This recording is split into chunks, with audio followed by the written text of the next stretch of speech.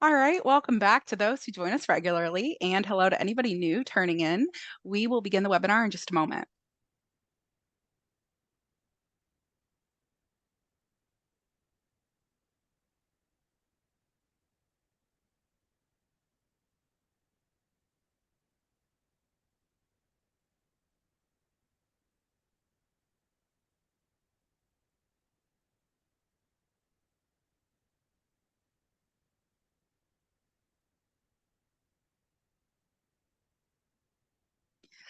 All right, welcome to our Grow Native Wetlands webinar, Growing Edible Plants for Food and Wildlife, with Dr. Nadia Navarrete-Tindall, professor and extension state specialist at Lincoln University of Missouri, Grow Native committee advisor, and much more. My name is Amanda Lands-Bramrup, and I am the events and communications coordinator for the Missouri Prairie Foundation and the Grow Native program. Thank you for joining us for another Wetlands webinar. Today, we'll gain knowledge on all aspects of native plant cultivation for food harvest for people and wildlife, and the uses of a few species that are naturally found in bottomlands and wetlands. Before we continue, I'll review a couple of Zoom basics. When you have questions during the presentation, please put them in the Q&A section on your screen, which you'll find at the bar on the bottom of your Zoom window. Lily Grimroth, our MPF Conservation Program Associate, will join Nadia on screen at the end of the presentation to read your questions aloud. Thanks in advance for your thoughtful live submissions. All who have registered can look forward to receiving a follow-up email tomorrow with a link to this recording and more resources, including some questions that we may not be able to cover during the Q&A. Now I'd like to more thoroughly introduce Dr. Nadia Navarrete-Tindall. As I've mentioned already, Nadia is a Grow Native Committee Advisor, Professor, Extension State Specialist, and is the Director of the Native and Specialty Crops Program at Lincoln University of Missouri. She holds a BS in agronomy from the Universidad de El Salvador and a master's of science in forestry and a PhD in plant biology from SIU Carbondale. She oversees outreach and education projects and topics related to native plants for their benefits to people and wildlife. Among these projects is the Families Integrating Nature, Conservation, and Agriculture project that provides educational tools to students, small farmers, and the public to identify and grow and market native plants for food, conservation, naturescaping, and also those that are important for pollinators. At present, she is implementing the Urban Ag Learning Hub with funds from an NIFA capacity building grant to coordinate training with other extension specialists on campus, nonprofit organizations, other institutions, and local communities. Along with her team, she maintains two native plant demonstration areas on campus, including an eco farm and the Native Plant Outdoor Laboratory with more than 120 native plant species, including wild plums, persimmon, pawpaw, elderberry, herbs, native ferns, perennial greens, and wetland species, like what we're going to cover today. The LU Farmers Market, also located on campus, is under her supervision. A native fruit plot established at LU Bisbee Farm is used for training and demonstration of productive native edible crops. In 2008, she received the Master Conservationist Award, which is the highest conservation honor in Missouri. She owns a consultation business, native plants and more, and farms along with her husband, Randy, on a quarter-acre lot in Columbia, Missouri, with 200 species of native plants to provide food and a safe haven for frogs, mammals, birds, insects, and people. All right, with that being shared, we're now ready to learn about local edible plants. Over to you, Nadia. Thank you, Amanda. I appreciate the introduction. It's a lot. I mean, you can tell how old I am by learning about all the things I have done. And since I came from my country, El Salvador, and I feel that I need to do something to protect wildlife. That has been the passion of my life. And so today I'm going to talk about native edibles, but also I will focus on some plants that are just good for wildlife. Not everything will be for us, and we need to think about wildlife. And to get started with the presentation, as we already have two part-time series, two classes that are part of the series, of the wetland series that is Grow Native hosting, and it's all these presentations that you're going to hear were part of a symposium that took place during the Midwest Wildlife Conference in St. Louis in January, where I collaborated with Zach Miller here on where you can see my arrow, and Frank Nelson. So far, we had two presentations, one by Frank Nelson, which I recommend that you listen to, and another one by Terry Haynes that is about the return of the wapato. I'll be talking a little bit about that. And here's a group of people, presenters and friends. This was at the Impact Center in St. Louis, that is also part of the cooperative extension at Lincoln University. During the symposium, or at the end of the symposium, we had it was completed at the end with a dinner prepared by Chef Robert Roussan. And this is a menu, but I'm not gonna go through that, but every single recipe that was served included a native edible as an ingredient. The specialty crops, as Amanda said, this is what we do, native and specialty crops program. We promote the use of native plants as specialty crops. We try not to promote foraging. We do it only for plants that we know that they are not in any trouble. And there are many of them in terms of conservation. And through this symposium, I feel that we have fulfilled some of our goals. This is the team. We are several now, and we keep growing. It keeps changing because some of our guys are students, so they had to move on. And on the right corner at the lower part is Randy, my husband. And I like to include him because he helps me with all the photos, or many pretty photos that you will see during the presentation. But I wouldn't do it without the team. The specialty crops team. Amanda mentioned that we have a native plant outdoor lab. For those of you who have never been here, you're welcome to join us. We had a little accident recently, but we are gonna prove that plants are resilient, and that's gonna be part of the research. And we know that everything will be good. And we have the Finca Eco Farm. They're both located on campus, and they both have native edibles as well as native plants that are used for pollinators. This is just in a brief, you can see how diverse this Finca Eco Farm is. And to get started with the presentation, this is a photo that Sue took at the Sue Merlet took at the Show Nature Reserve who were visiting. And this is an example for people that have some acreage that can do something to create a habitat for wildlife. But at the same time, if you can think and plan it and include native edibles. Here in the front, we have ostrich fern that we are evaluating right now as a food source, but we still are working on it. And I started this presentation with water, showing how beautiful water is, how peaceful it can be, and how important it is not only for us, but also for wildlife. And the previous examples are for people that have acreage, but if you have a small acre, as I call it, urban farm, actually Randy calls it bountiful acre over 4 farm, because we only have 1/4 of an acre, and including the house, of course. And but it's amazing how much diversity we have, because as Amanda said, we have 200 or maybe even more species of native plants. They get established on their own sometimes. And here is a little raccoon visiting the pond where that we use to raise frogs. And I'll show you some examples later on. Before I start talking about native edibles, I want to just want to be sure that you know before you eat them, you know your plants. And we are here to help, but there are so many other good resources, including the Grow Native website.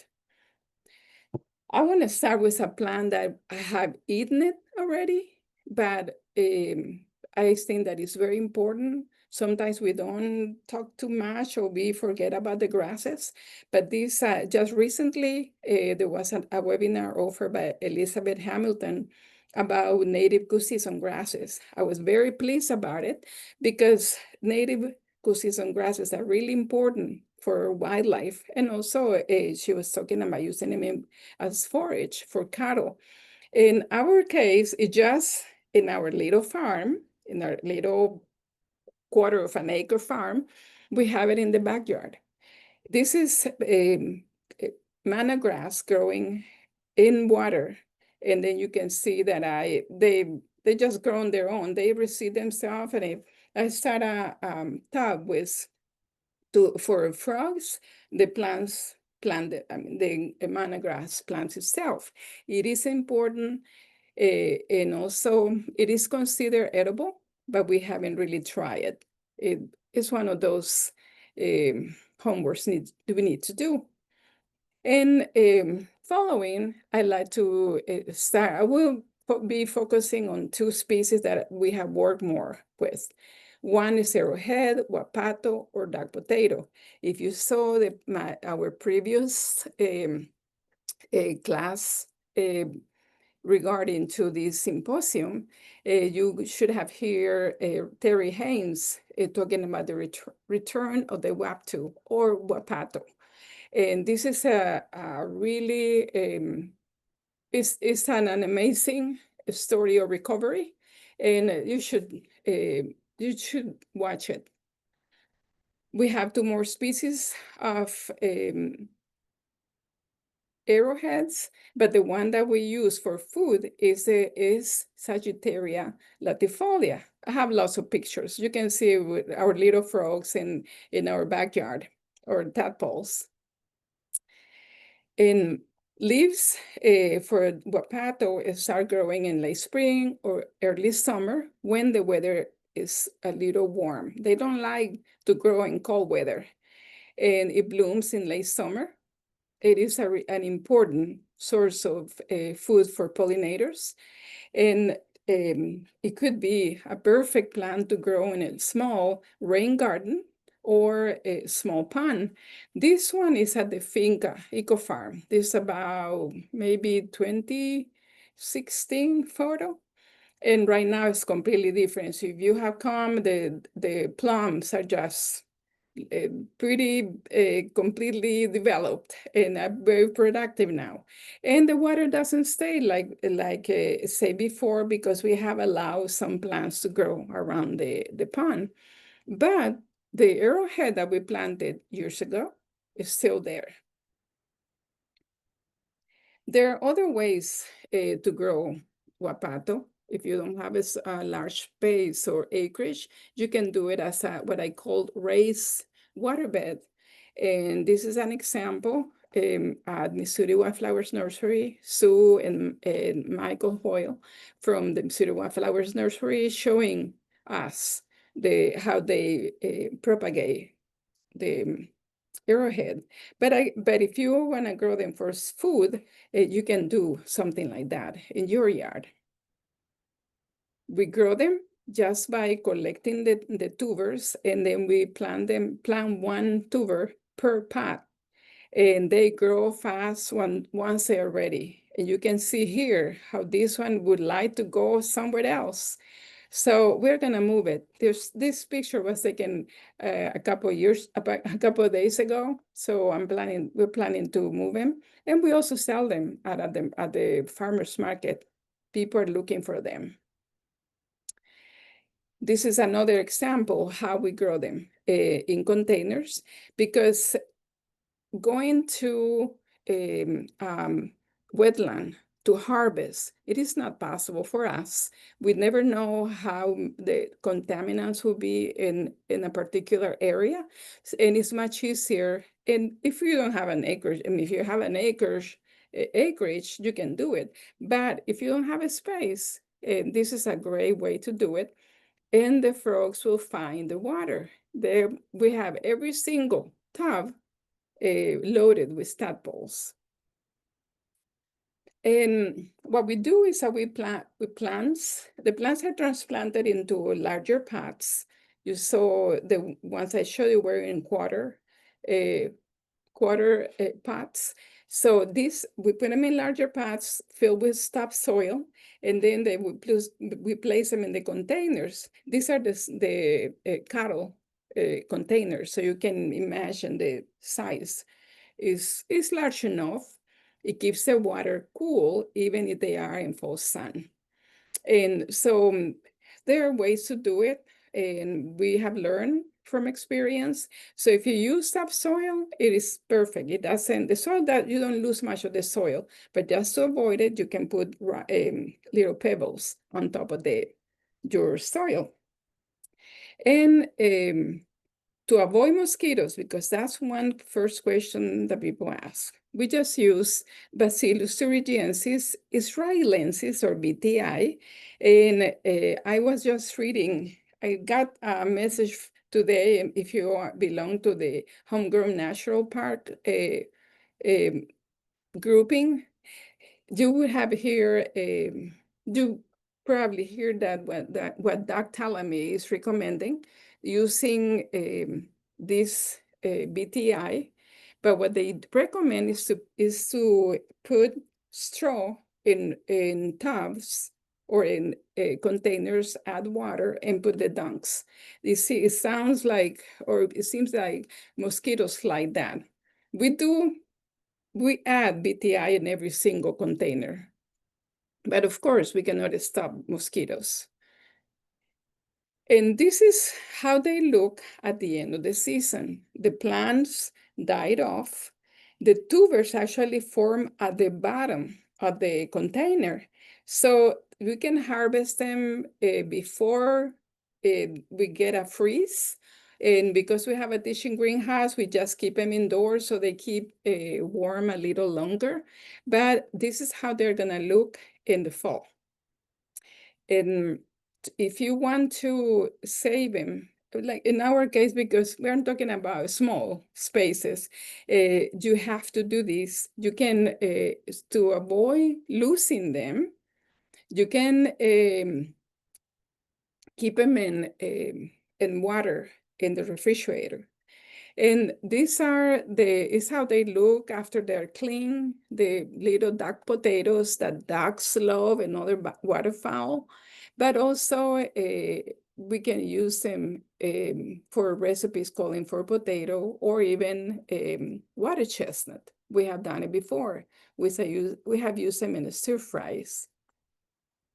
And this is what you do at the end of the season. If you want to save some for next year, you can put them in containers in a refrigerator. You don't need to put them in too warm conditions, maybe 5 to 7 degrees centigrades. Yes, and so they don't freeze inside the refrigerator. And they would look just like that in the spring. What is really amazing that even in the refrigerator, they cannot have a sense, a clock inside them, that when they are ready to grow, they start growing. It doesn't matter if the temperature is still cold. So we found that. I don't have a photo about that, but it was really, really, really amazing to see that. So that is about wapato, and we have served it in many occasions during our dining whiles. The next one that we have worked with is American lotus, or Nelumbo lutea. It is an emerging wetland species, which means that the plant needs to be rooted in water, but the leaves and flowers are above water. Unfortunately, and it's one of the things that Frank was talking about in his presentation, that people think that these plants are weeds, and they don't, before they realize that they have so many uses and they're so important for wildlife. And as with the wapato, the propagation is from seed, but it's easier with using the rhizomatous stems. They can grow well in small ponds, but I show you a picture that Sue sent me where they are using a fountain to control the growth. And that sounds very amazing to me. It's an easy way to control growth.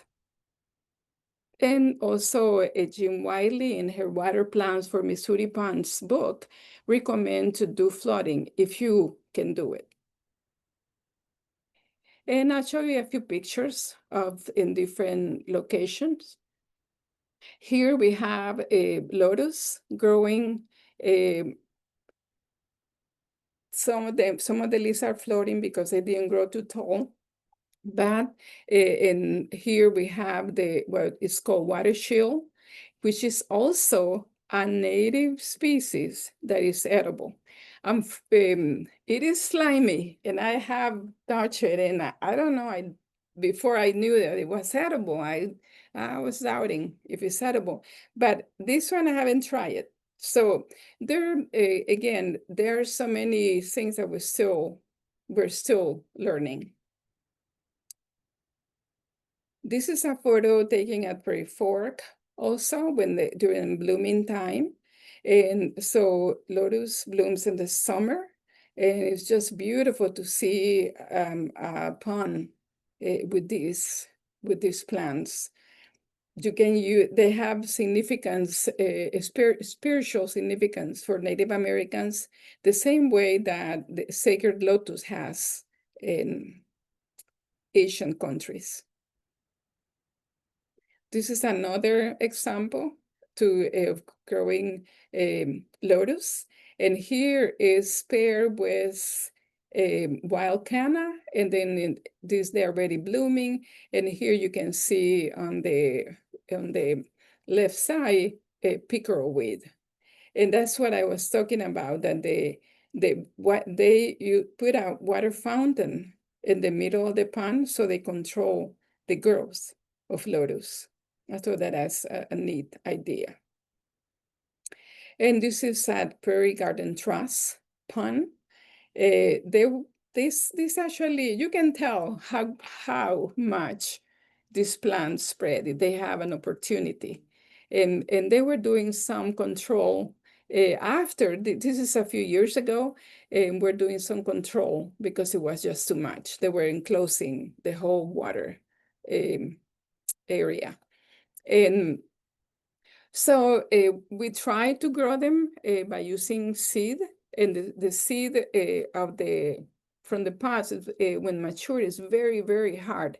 So you have to scarify it and then plant it in little pots like this. Similar what we do with wapato. We were successful, but I couldn't find the photo where I have the seedlings growing. But this is, again, this is a very small pot. And I want to show you some of the wildlife connections.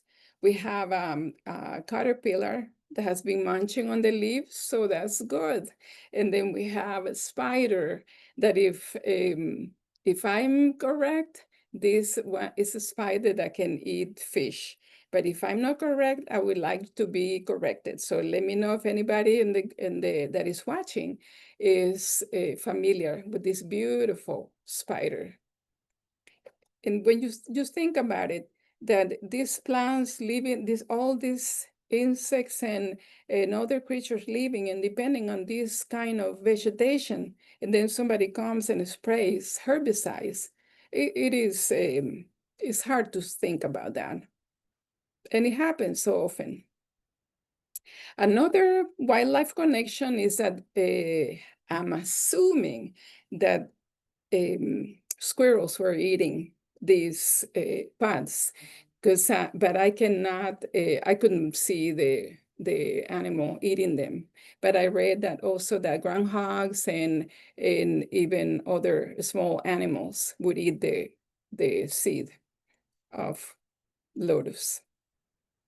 Here's another wildlife connection, another little frog sitting on a leaf of lotus. What a better picture. Just a little frog resting.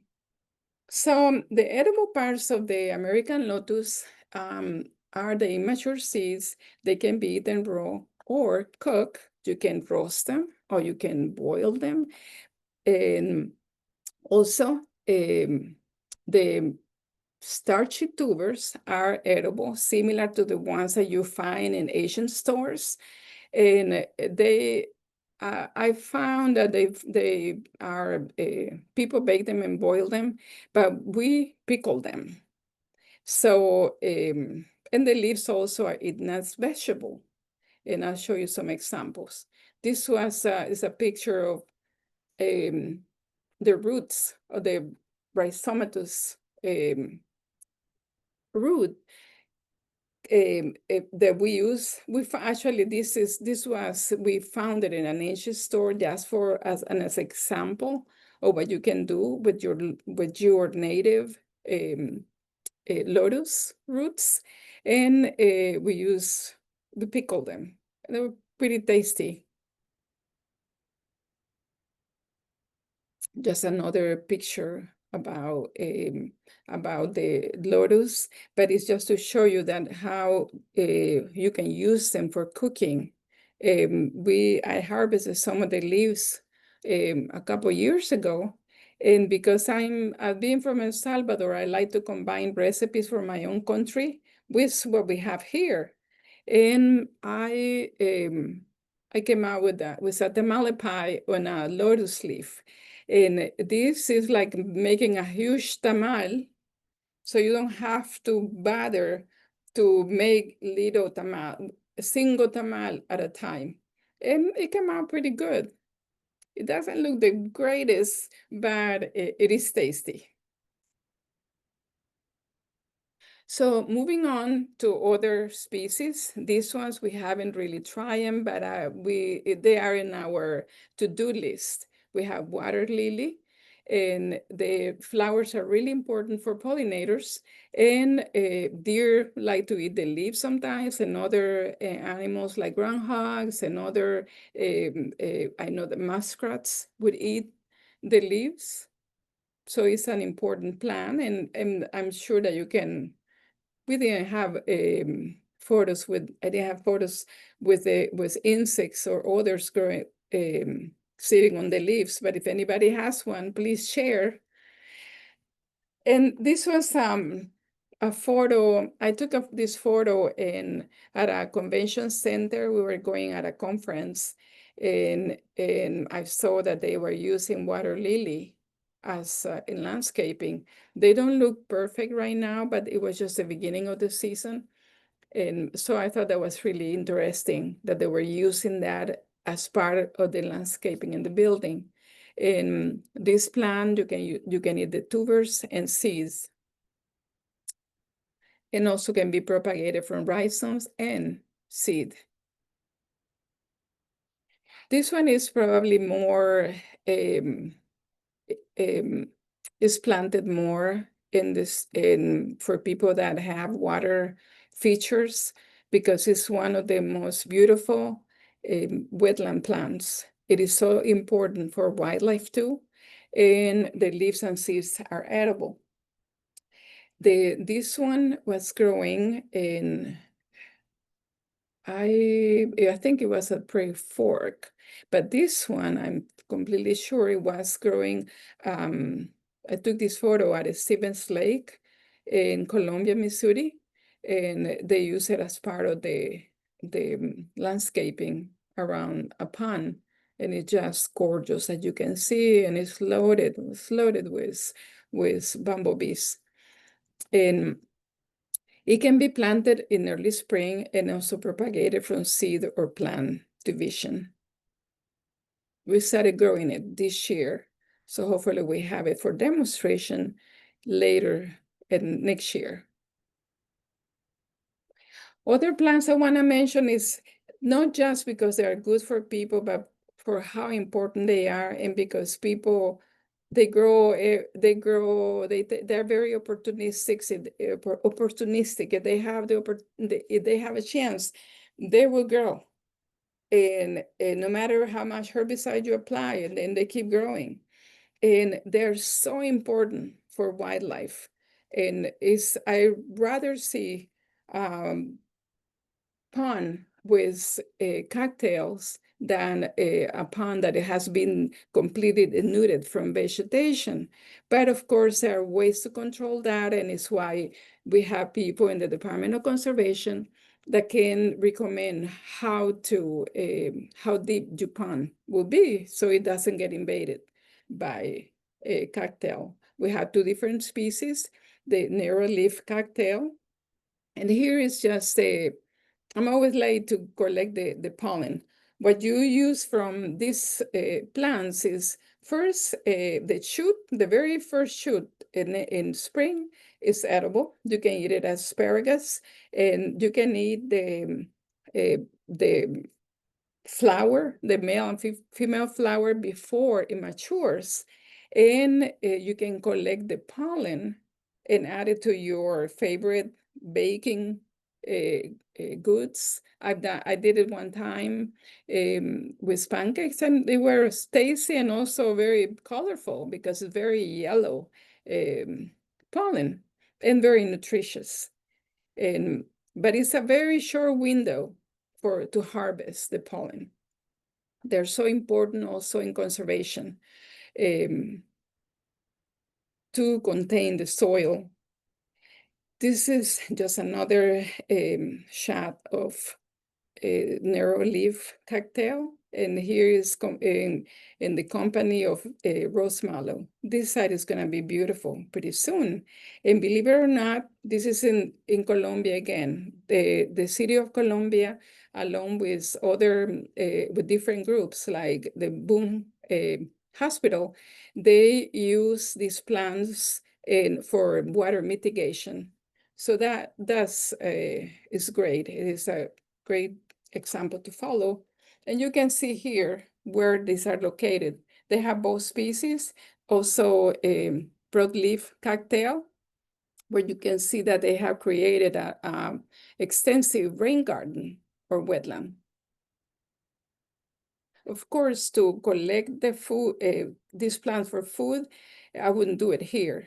I would do it in a private place that I know the water quality. And it's what we want to try to do it in containers too. Now, moving on to other species, this is actually a plant that doesn't really grow in the water, but needs a moist ground to grow. And this is groundnut or Apis americana. It's a legume. It is a nitrogen fixing plant. Gorgeous flowers, as you can see. And it's propagated by cuttings or by division. This is a tuber that is sprouting in early spring. And also it can be grown from seed, but usually seed is not easily available. This is what we did with groundnut maybe like 6-7 years ago. It was, this area's already been transformed, but we're gonna try to do it again.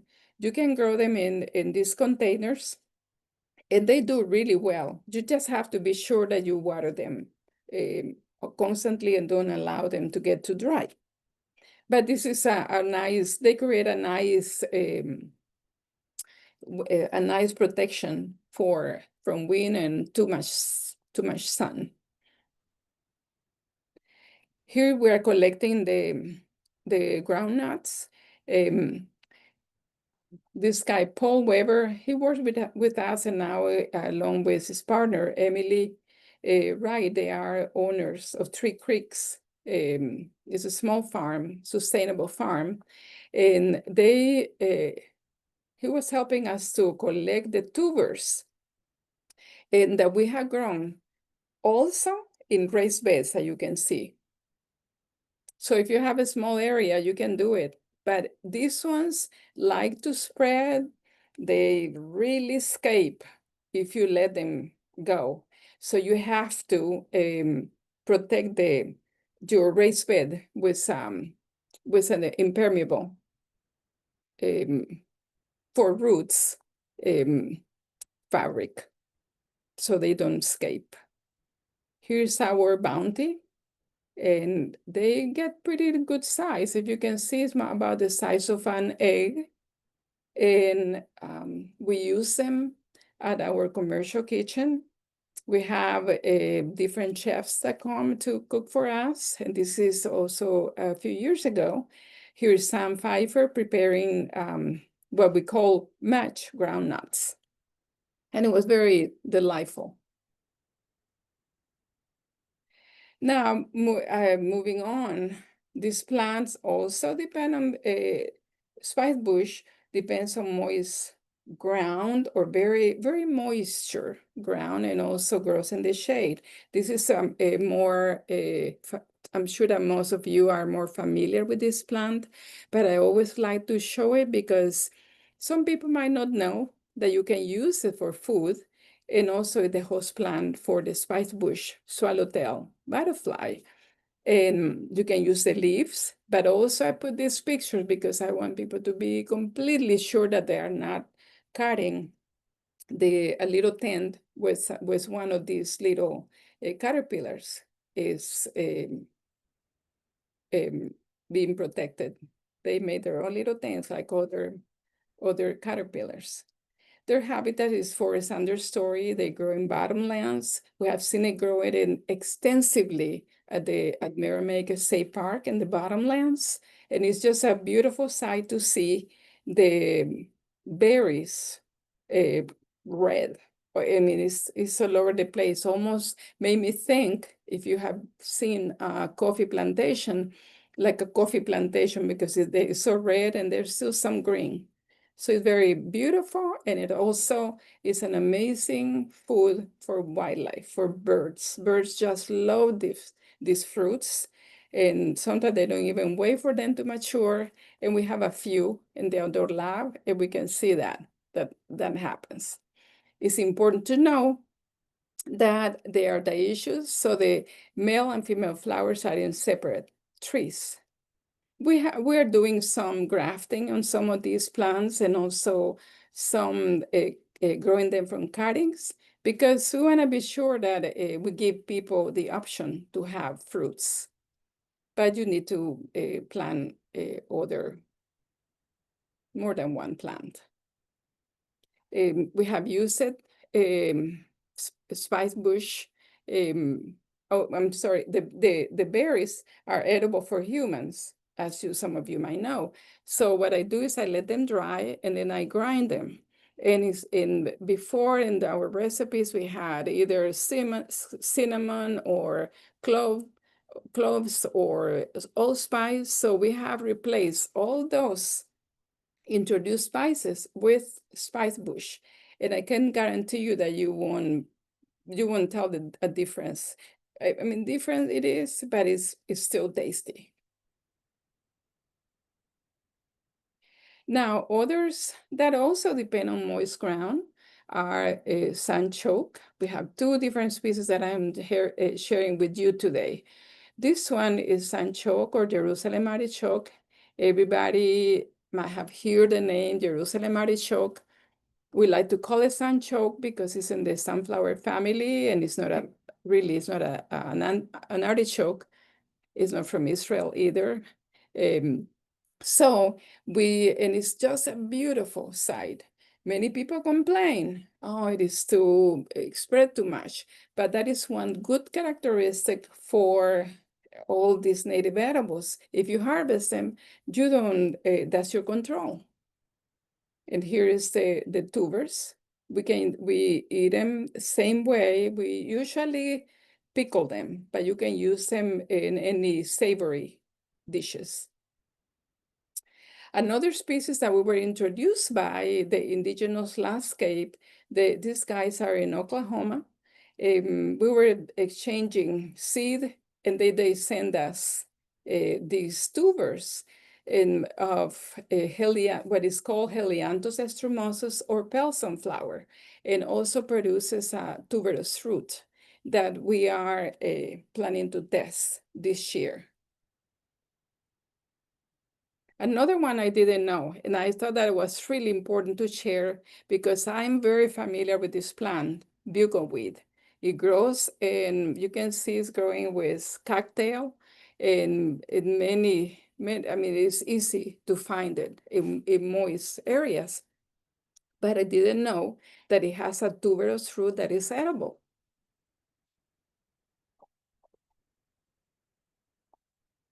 So I just want to share with you that information. And also, I want to share with you that these are really good, important plants for pollinators. And I think I'm done with my time. So I'm just going to stop here with a non-native species that is also edible, that grows in cool springs, but is very highly nutritious, that we recommend to eat it, not plant it, because it can be very aggressive. And with that, I'm done with my 40 minutes. Amanda or Lily? Thank you, Nadia. Thank you for all of this knowledge that you've given us. I appreciate it. We do have some questions that Mm-hmm. first we'll start with the lotus. Mm-hmm. So you showed the lotus in the pots when you were germinating them from seed. The Mm-hmm. question was, will the lotus bloom in that pot? And will you overwinter them in that pot? Could you walk us through that? Yes, we didn't really, what happened, we started growing those plants years ago, and then we had a break during here at Lincoln, so we didn't follow up with the plants, but we expect that they would, but also we recommend instead of growing them from seed, just to be more successful and to be faster, is to use rhizomes, and that is a guarantee that they will bloom. Great, thank you. Mm-hmm. There were a few questions about mosquitoes before you said we often get questions about mosquitoes and this is how we deal with them. But could you share just a little bit more on your thoughts on that treatment for mosquitoes and maybe when you started using them or if you just had other thoughts on that? Sure. And at the beginning, since I've been using it since the beginning. The first time I saw I was growing manna grass, and it's what I put it in at the beginning because I had it in buckets, and I wasn't sure what to do. This particular um, treatment is actually, if everybody needs to be very, very sure that it's the right Bacillus thuringiensis. It's the Israeliensis or BTI. And what it does is only it kills the mosquito larva. I was a little leery because I didn't want to kill my tadpoles, and I have used it over and over again through the years, and there is no problem. What I was talking about, the homegrown national park, they're recommending a different way because they don't have water for frogs. In my case, it's water. The tadpoles come. We add the ITB, or they're like little donuts or dunks, but in their case, what they are recommending is just put a bucket, and it's kind of like a trap, is what they say.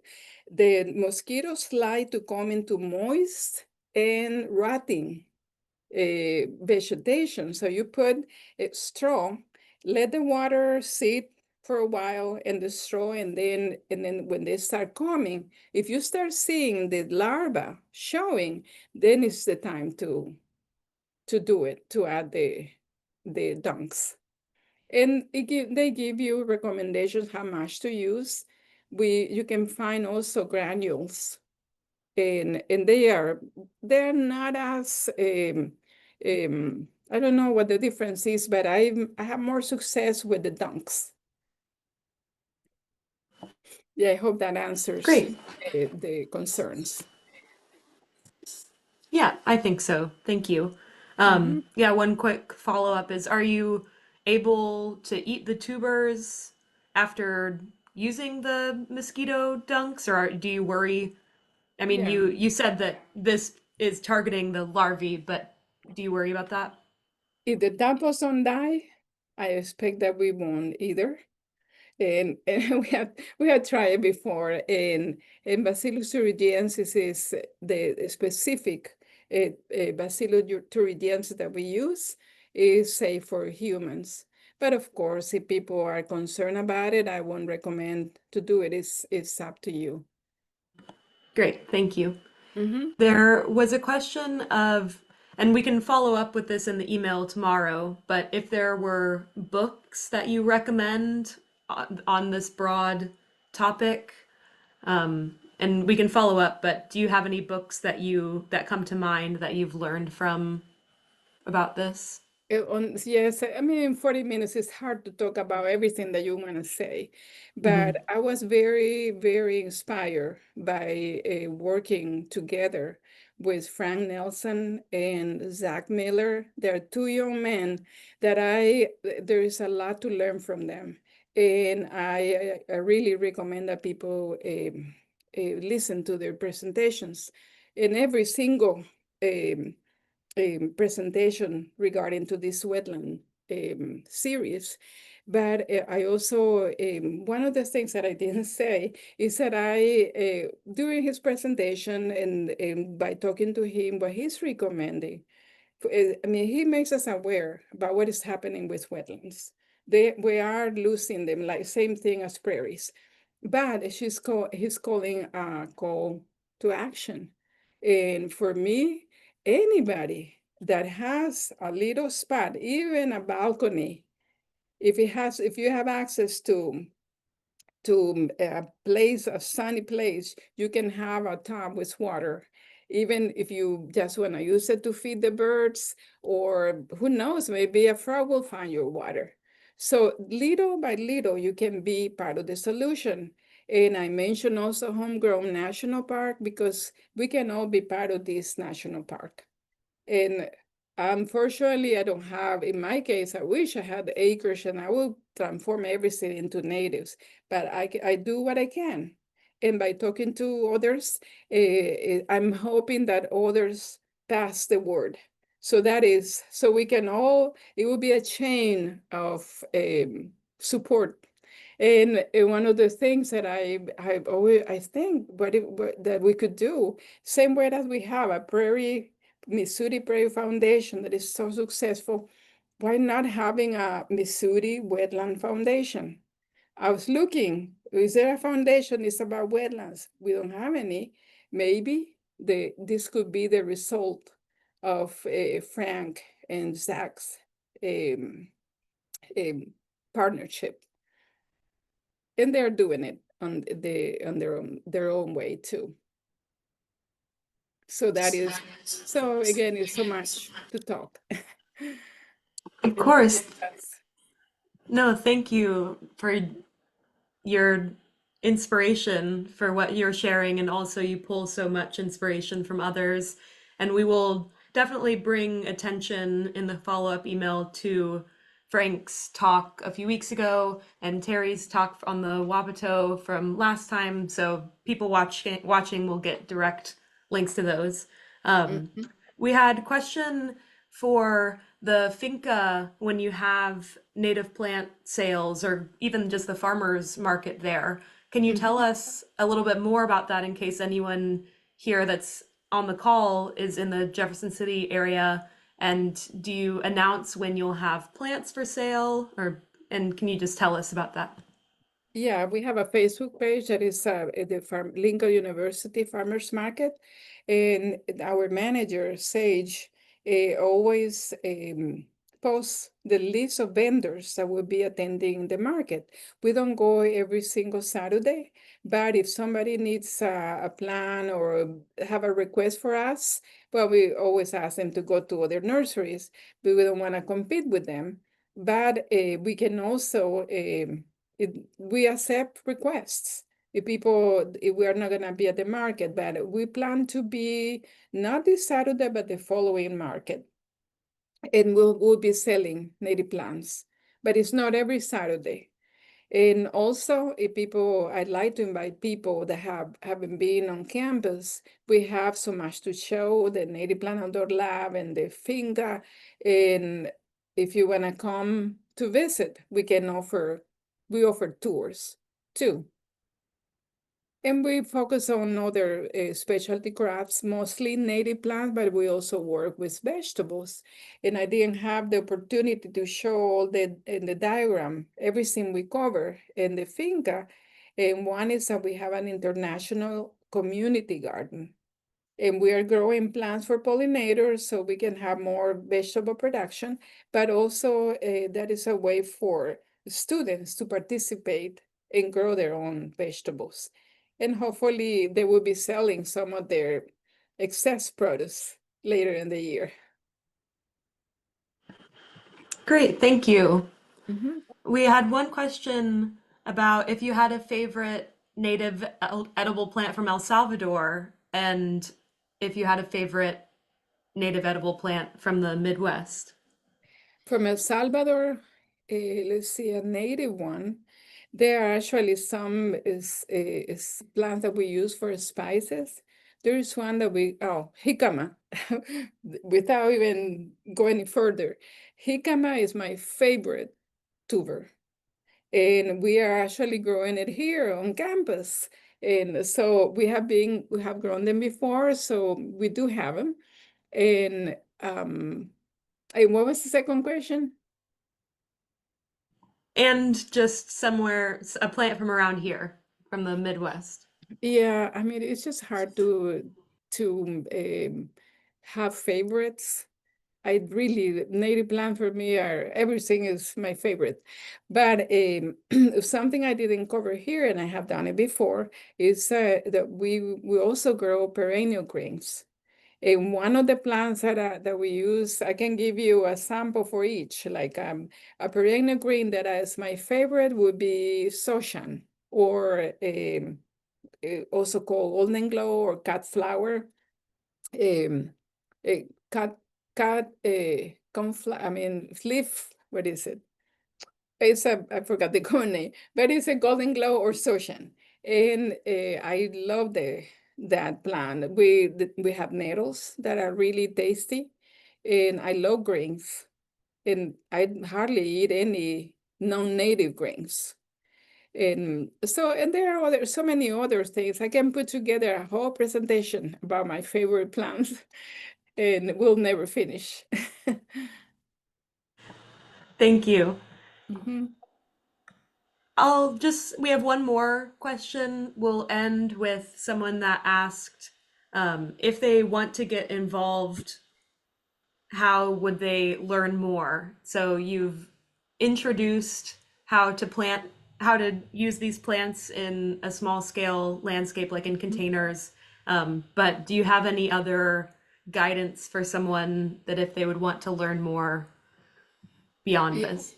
Well, we generate publications like guides for people, and one of that is in my mind is to develop one and we are also if anybody wants to come, as I say, on their own, we can show them, we can share what we do. We are coming soon. We're having what we call a Ferntastic Fair that we're actually organizing with Grow Native.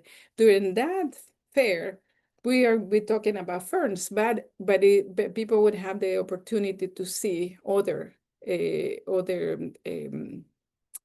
activities that we do. But we have events constantly, so you can just follow us. And they can contact me directly. And again, it's just impossible to share everything here, but we do have we're working on this specifically on this wapato. I really like to have one because that's my goal or my dream is that everybody has a tub for tadpoles in their backyard. So it would be like a little corridor of for tadpoles or frogs. That we're happy to share the information either personally or if they want to sign for our events, they can check the Native Plants and More. It's a Facebook page that I maintain, Native Plants and More, and then I usually post the events there. Awesome. Thank you. One more thing. Totally, yeah. Wednesdays, we have volunteer days. I almost forgot. Sue Bartlett is in charge of doing conducting these volunteer days, and just send me your email or contact me directly, and then I'll pass the information to Sue, and then she sends announcements every Tuesday what we're doing on Wednesday. Awesome. Thank you. Yeah. Thank you for Sure.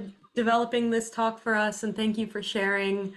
We really appreciate your time and just how much you've given. So thank you. Yeah, I love doing it, and I appreciate you, Lily. I appreciate Amanda too. Thank you. Absolutely. Yeah, thank you, Nadia, and Oh, thank you're you, welcome. Lily. For access to this webinar and other related information, you can expect that tomorrow in a follow-up email sometime in the late afternoon.